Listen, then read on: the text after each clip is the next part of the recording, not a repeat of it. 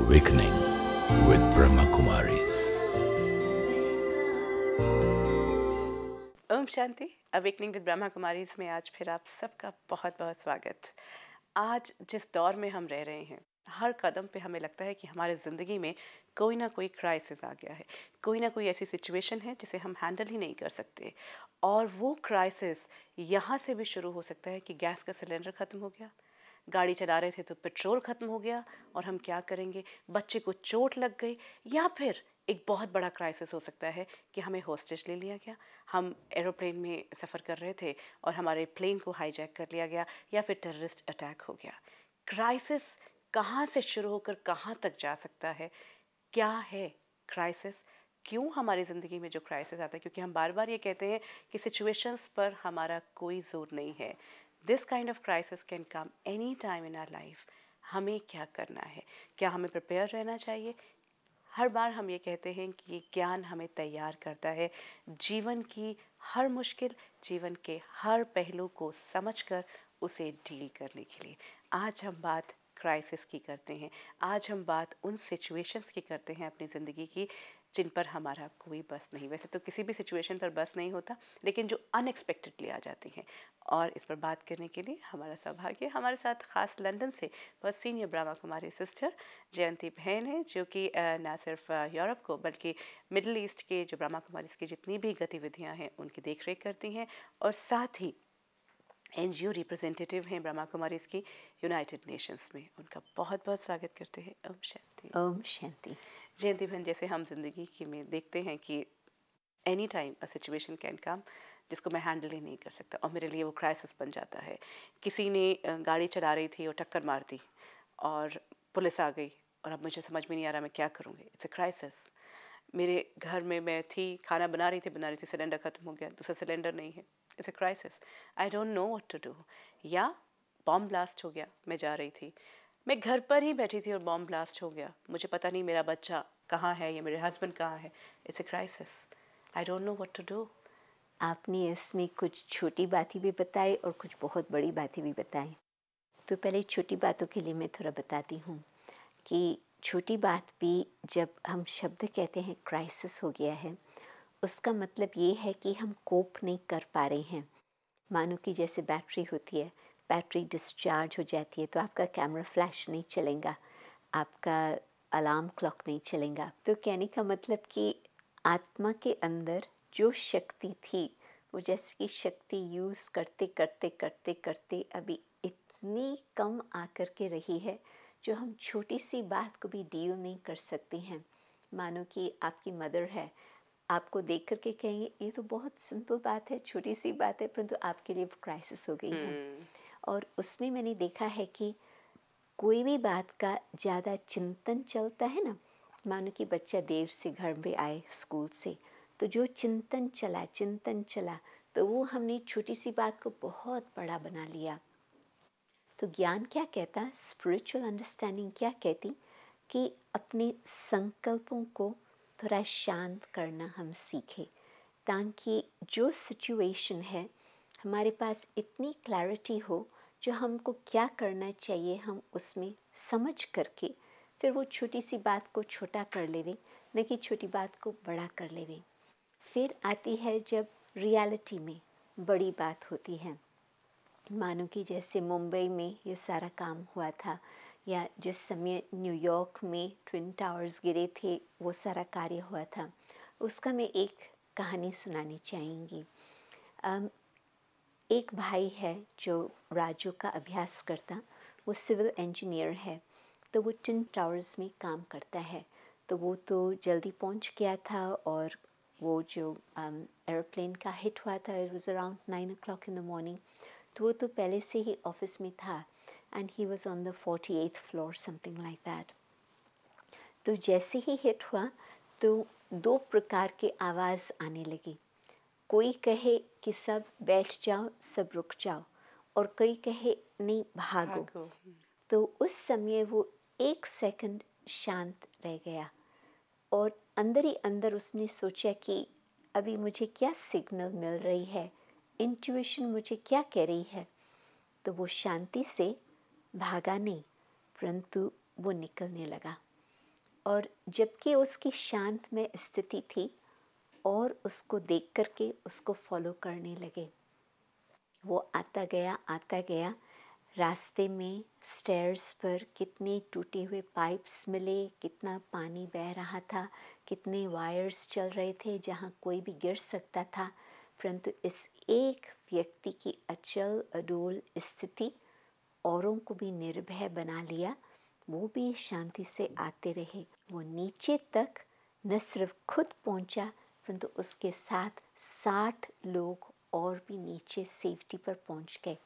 जैसे नीचे पहुंचे, बिल्डिंग से निकले, वो इमारत गिर गई। और फिर उन्हों को तो भी अंदर तो बहुत ट्रॉमा थी। तो मैनहट्टन में अपना मेडिटेशन सेंटर है, तो उन लोगों को वो सेंटर पर लेके गया।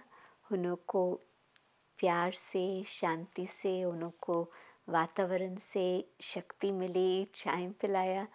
तो ये तो एक कहानी, ऐसे अनेक और कहानियाँ एंड होंगी। It is amazing, you know, we been talking about, हम यही बात कर रहे थे कि शांत रहना या सहन करना एक शक्ति हो सकती है। तो उसका सबसे बड़ा प्रूफ हमें मिलता है क्राइसिस में। बिल्कुल, जब हम अपने मन को शांत कर लेते हैं, जिसको क्राइसिस कहें, जो बहुत बड़ी बात है, जिसमें हम कुछ कर नहीं पाते हैं, न हमारा दोष था, परंतु बाय चांस डेस्टिनी अनुसार वो बात हमारे से गुज़र रही है। तो उसमें फर्स्ट स्टेप तो ये है कि हम अंदर जा कर के अपनी स्थिति को हम शांत में बना के रखें।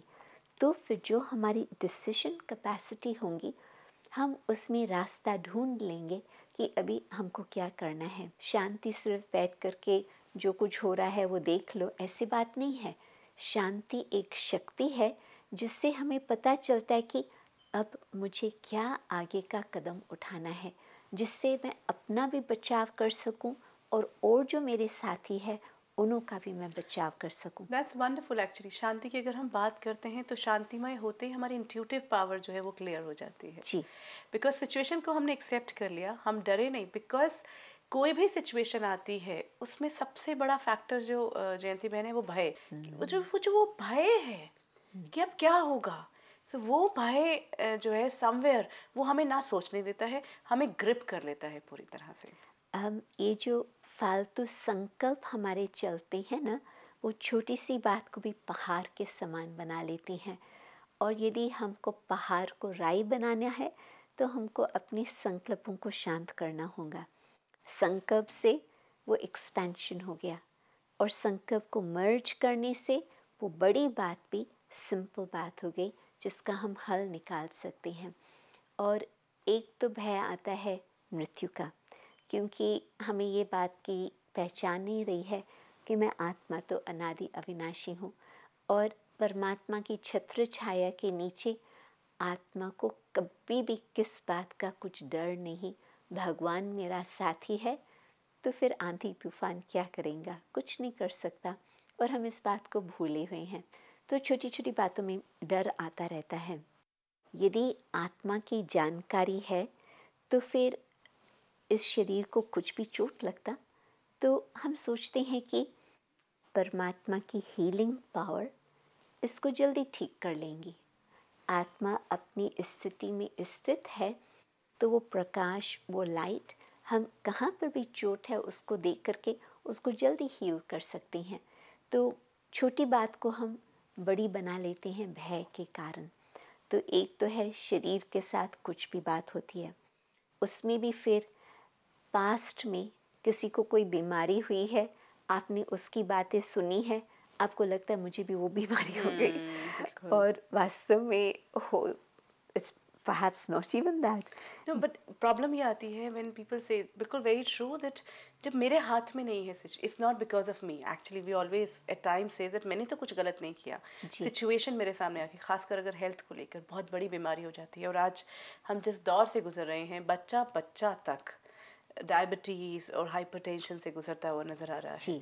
और ये जुवेनाइल डायबिटीज़ जो है वो तो इतनी ज़्यादा इसमें इस वक्त कहा जा रहा है, WHO की जो रिपोर्ट्स हैं वो यही कह रही हैं कि भारत में जो है वो उसकी मात्रा बहुत बढ़ती जा रही है।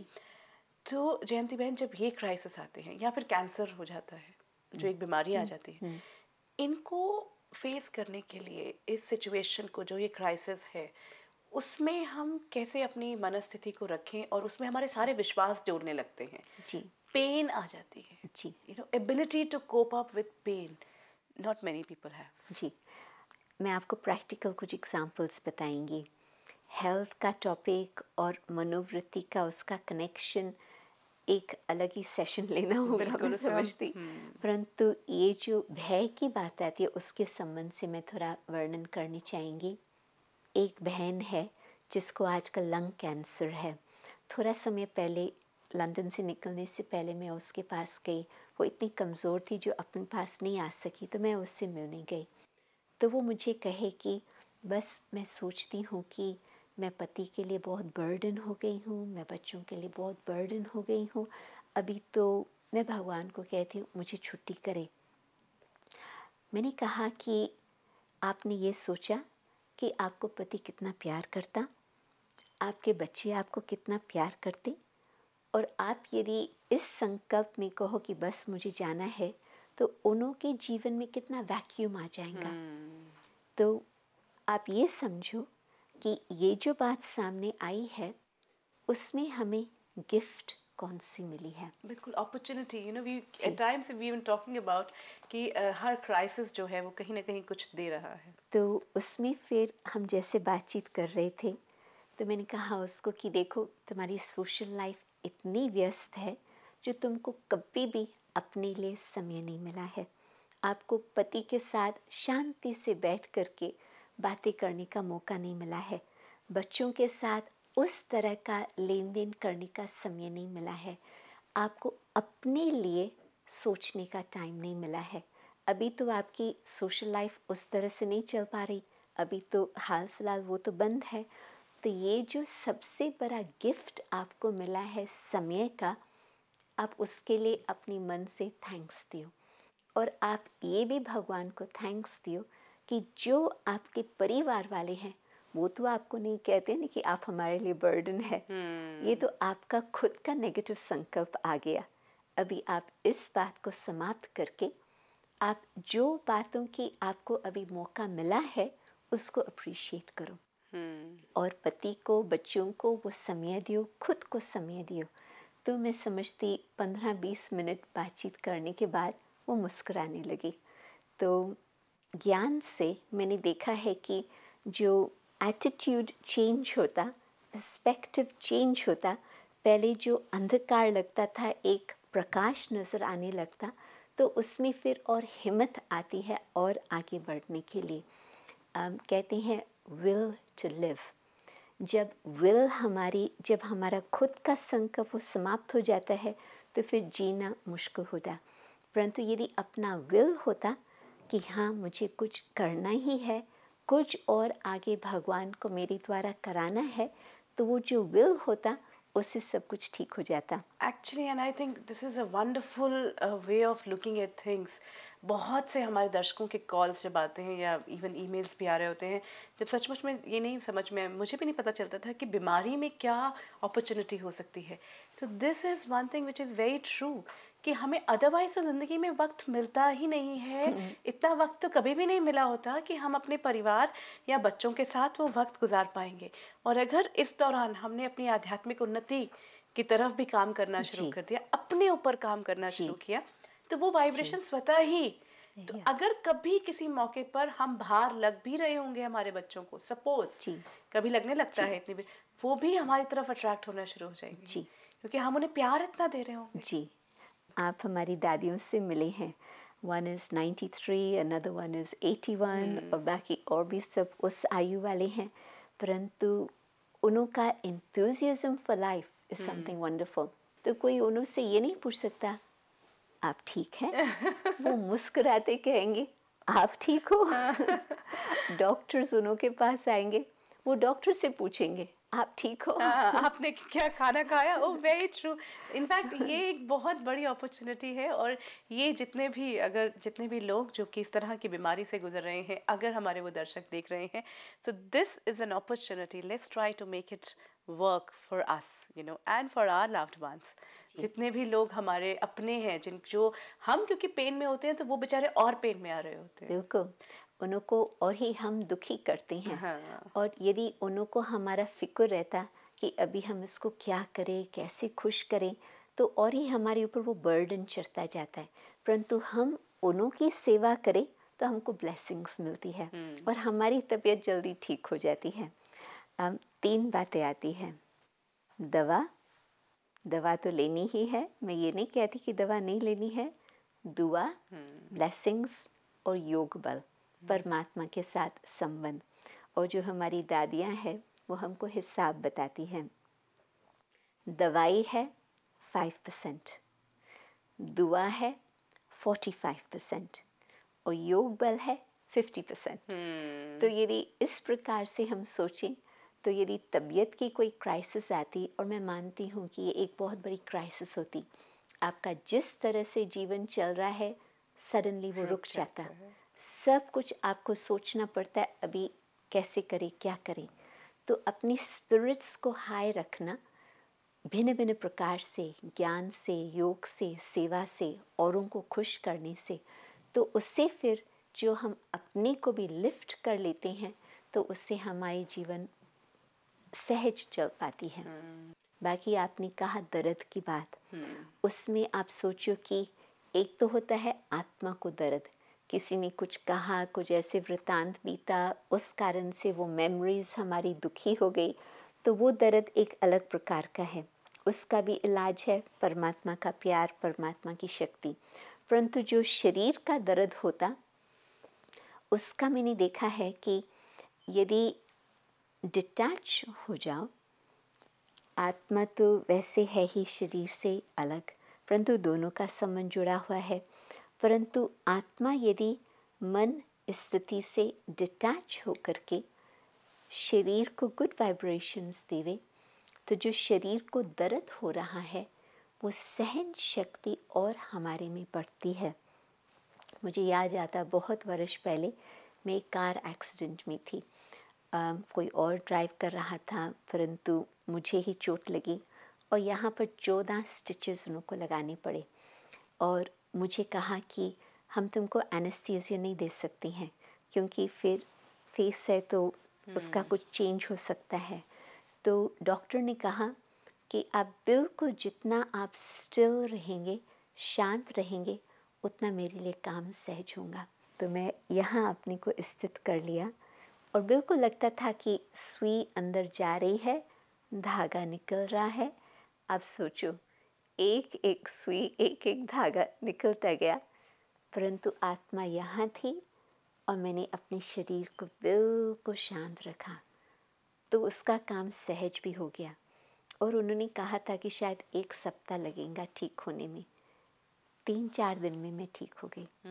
तो मैं मानेंगी कि जबकि डिटैचमेंट का प्रैक्टिस है और फिर साथ साथ इस शरीर को हम साफ रखते हैं। साफ मीन साबुन से साफ नहीं, परंतु जो हम खान पान जो कुछ भी हम लेते हैं, इसके अंदर के स्थिति को भी हम क्लीन रखते हैं, तो उसमें हीलिंग कैपेसिटी और सहज आ जाती। Very true. सो और ये it is amazing, you no, I can make it out कि आप किस तरह से अपने आप को इस स्थिति में रख कर you could even watch something happening to your body. जी, यू नो, ये एक बहुत बड़ी अचीवमेंट है। और ये सबसे बड़ी बात जयंती बहन ये कि हम सब में ये कैपेसिटी है बिल्कुल इस तक पहुंचने की। और जितना योग का हम अभ्यास करते जाएं, हम जहाँ बात हेल्थ की कर रहे हैं, क्राइसिस जब हेल्थ का आता है तो ये एक अपॉर्चुनिटी ऐसी है जिसमें हम कर तो कुछ नहीं सकते, सिर्फ अपने ऊपर काम कर सकते हैं और अपनी वाइब्रेशंस जो हैं वो दे सकते हैं। और it can actually be converted into a very very positive energy and very positive opportunity जो कि लाइफ लॉन्ग। और बाकी जहाँ तक डर फ्यूचर का, बेसिकली वो गहरी बीमारी आते ही, बड़ी बीमारी आते ही, चाहे वो कैंसर हो या और ऐसी बीमारी जो मुझे स्टक कर देती है, मुझे रोक देती है, उसमें सबसे बड़ा जो भय, जो फैक्टर काम करता है वो है कि व्हाट विल हैपन, क्या मैं सरवाइव करूँगा। वो जो भय, मृत्यु का भय की जो बात हम कर रहे थे। तो आत्मा अनादि है, वो तो सही बात है, परंतु मैं दूसरी बात कहेंगी। मैं कहेंगी कि एक एक दिन कितना कीमती है, मुझे उस बात का वैल्यू पता चला। तो एक एक दिन हम किस तरह से यूज़ करते हैं, नहीं तो हमारे दिन कैसे बीतते हैं पता भी नहीं चलता। परंतु जब हमको 3 मास 6 मास कुछ भी उन्होंने प्रोग्नोसिस दिया हो, परंतु यदि हमको उसकी वैल्यू हो जाती है तो हम उस समय को बहुत अच्छी तरह से सफल करते हैं। तो जैसे कि ये हमको मालूम होता कि हमारा भविष्य बहुत अच्छा है, आत्मा जहाँ पर भी जाएंगी वो अच्छे संस्कार अपने साथ लेके जाएंगी। आज हम दुखी होंगे, चिल्लाएंगे, रोएंगे, पीटेंगे, आत्मा वो वो संस्कार सब लेके जाएगी। वो वेरी ट्रू, सो यू संस्कार प्रिपेयर लेके जाएंगी। एक्चुअली। तो फिर ये अपने लिए तैयारी करने का हमको समय होता, हमको किस प्रकार के संस्कार लेके जाने हैं। मानो आज आपको लंदन जाना है, आपको अपना सूटकेस पैक करना है, आपको पता है कि वहाँ पर सर्दी बहुत है, तो आप उस अनुसार पैकिंग करेंगे। तो हमको अभी आगे यात्रा कहाँ लेके जा रही है हमको मालूम नहीं, परंतु ये तो मालूम है कि जो आज के हमारे कर्म है वो हमारे साथ चलेंगे। ये मनुष्य साथ नहीं चलेगा, ये शरीर साथ नहीं चलेगा, जो हमारे पोजेशंस है वो साथ नहीं चलेगा। हमारे कर्म हमारे साथ चलेंगे, हमारे गुण हमारे साथ चलेंगे।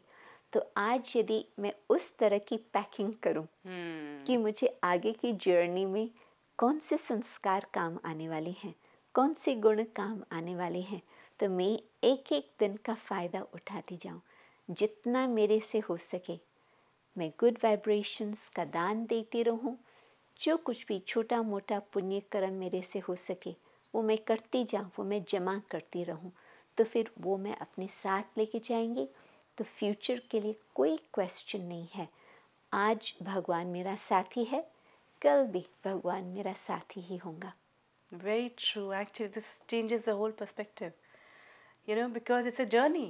We need to realize, और हम क्या होता है fear of death में, जो अपने जो 4 महीने हैं उन्हें भी, जो लोग कहते हैं कि मैं रोज़ अपनी मौत देखता हूँ, तो वो डर, जो भय, but this is an opportunity कि इन 4 महीनों में या 6 महीने जितने भी हैं मेरे पास, उसमें मैं प्रिपेयर कर सकता हूँ कि it's a journey for the next actually destination. जी। और मैंने तो कईयों के एग्जाम्पल ये भी देखे हैं, योग बल से आयु लंबी बढ़ती है। मानो कि एस्ट्रोलॉजी के हिसाब से, पामिस्ट्री के हिसाब से भी कोई कहेगा कि बस दिस इज़ द एंड, परंतु जिस आत्मा ने परमात्मा की याद में अपना जीवन व्यतीत किया है, जिस आत्मा ने अनेकों की सेवा की है, तो वो जो दुआएं मिलती है, ब्लेसिंग्स मिलती है, उन्हों की आयु लंबी होती जाती है। प्रैक्टिकल ये मैंने देखा हुआ है। तो ये क्राइसिस जो हमने बात की जयंती बहन, वो कहीं ना कहीं हेल्थ, जो एक बहुत बड़ा मेजर क्राइसिस का इशू हो जाता है। आगे बढ़े, और जो भय और सिचुएशंस हमारे प्रोफेशन से जुड़ी हुई हैं, कि जब सिचुएशन लगता है कि मेरे अपने हाथ में नहीं थी, मैंने कुछ गलत नहीं किया और मेरे हाथ से ये अपॉर्चुनिटी चली गई, या मेरे हाथ से मेरा प्रोफेशन चला गया, नौकरी चली गई, जो इतना बड़े रिसेशन से आज गुजर रहा है, हर रोज़ खबर आ रही है कि इतनी जॉब्स जा रही हैं। तो वो जो एक मेजर क्राइसिस कि अब मैंने इतनी EMIs देनी है, इतना मेरा खर्चा है, इतना, वो एक पूरा का पूरा क्योस जो मेरी ज़िंदगी में शुरू हो जाता है, वहाँ मैं उस क्राइसिस को मैनेज कैसे करूँ लाइफ।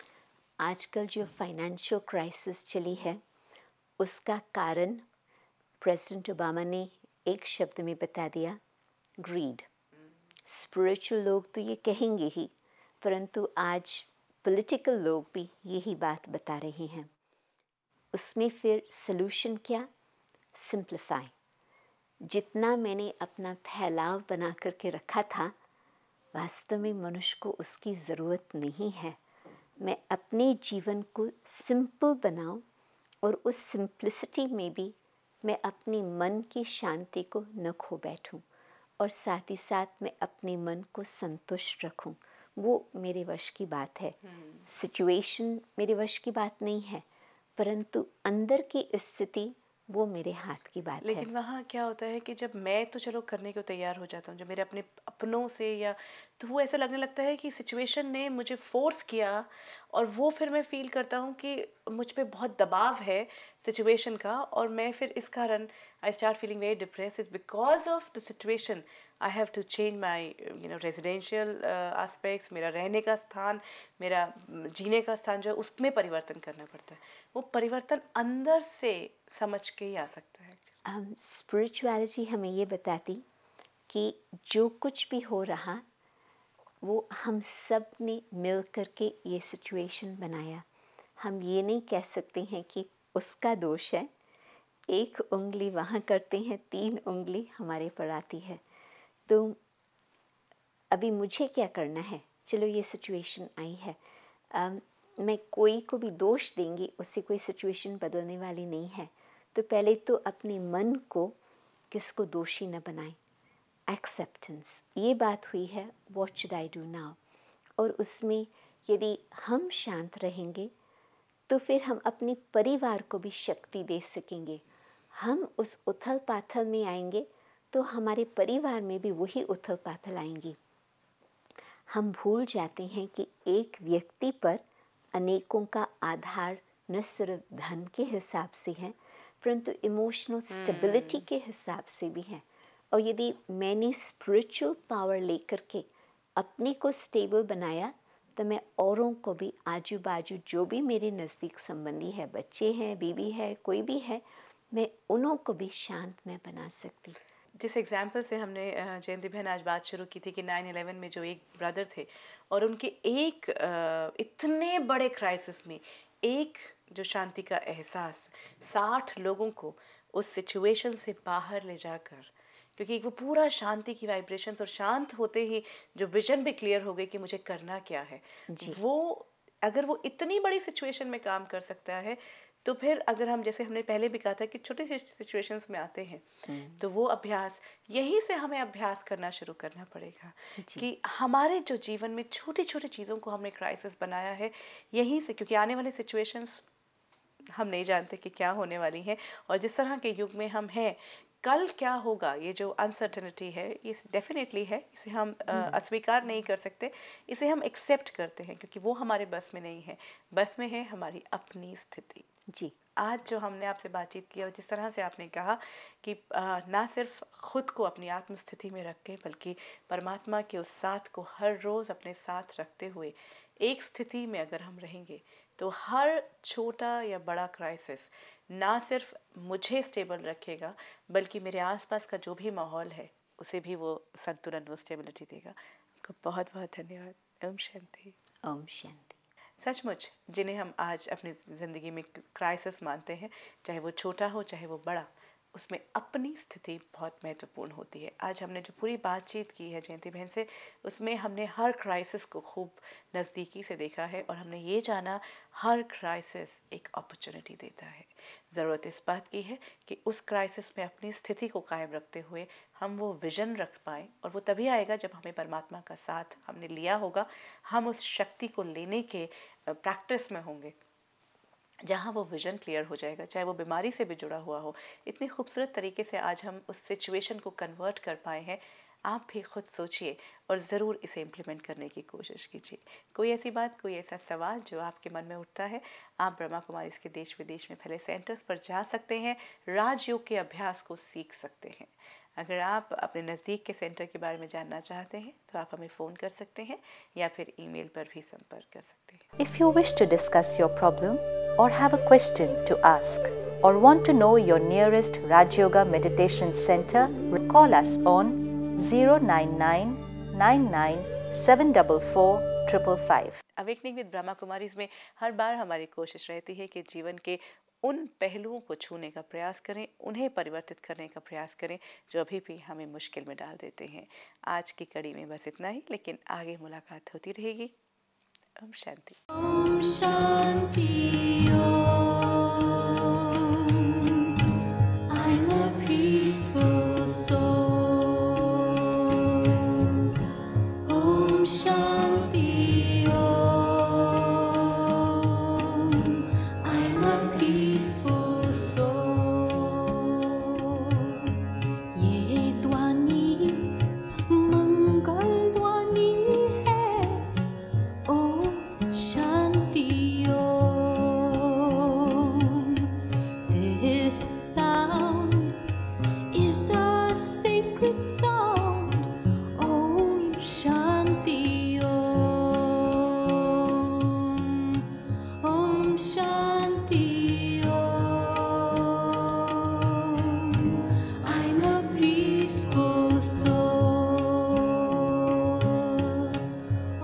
शांति